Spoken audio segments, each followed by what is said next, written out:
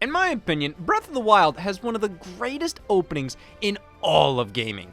Not only for what it is, but what it represented at the time. After the release of Skyward Sword, many lamented the slow openings Zelda titles were notorious for having.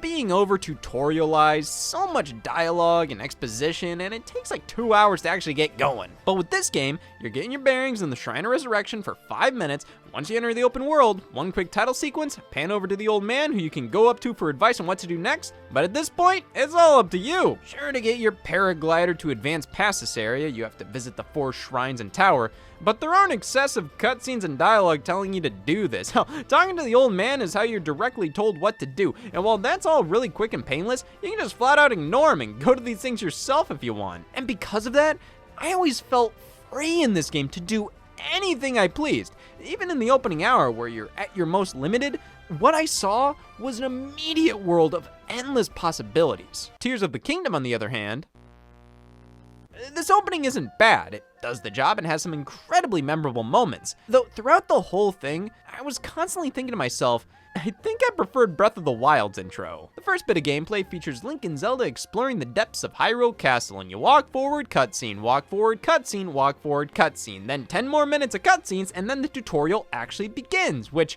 this is a perfectly fine intro, feels like many other AAA games. But that's just the thing here. It feels like it's doing the exact thing Breath of the Wild set out not to do. Because what follows is nearly 3 hours of the Great Sky Island, the first major area in the game, here to give and teach you the major new abilities and reveal more of the plot. And my god, there's so much dialogue, so much stopping to tell you something you already know, and everything is so damn slow. This island is designed in a way where you don't explore it like the Great Plateau, the first area in Breath of the Wild. It's far more linear. It doesn't look like it, but once you start playing, you realize how there's really not as much to do here other than exactly what the game wants you to do. You just have to keep moving forward to the next story-beating cutscene, which just felt strange from the sequel to the game that defied this. But to be fair, the abilities you get kinda require more tinkering to fully understand, so obviously this opening is more guided for a reason.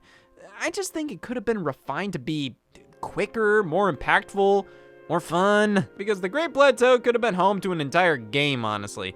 When I was able to leave, I wasn't going, thank Christ. My eyes widened, thinking, oh, things just expanded so much. I couldn't wait to get off of this goddamn thing.